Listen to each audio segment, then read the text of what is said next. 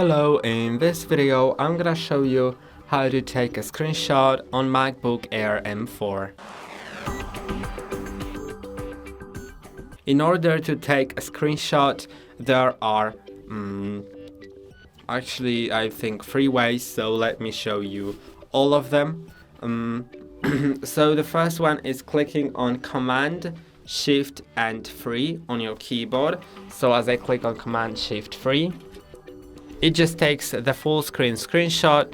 For a moment it's displayed here. You can click on it to edit it, or just wait until it disappears from here and it will appear on the desktop by default, but later I'm gonna show you how to change the destination. So now you can see my screenshot has been saved. This is how it all looks. Now as I click on Command Shift and 4, it'll show me this pointer, and it lets me just select a part of the screen that I want to screenshot. But as you open any window, maybe not the messages because I don't have it set up, but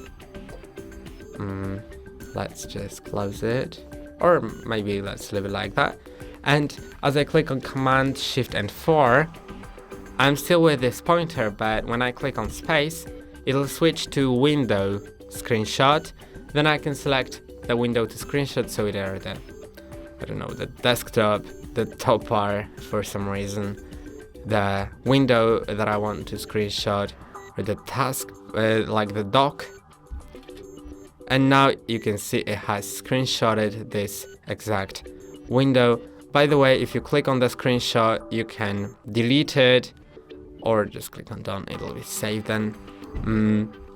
Now you can also click on the window, on the Command Shift and 5, that'll open this bar. And here you can just click on entire screen capture, then click anywhere and it'll just screenshot the selected window, then select the window to capture.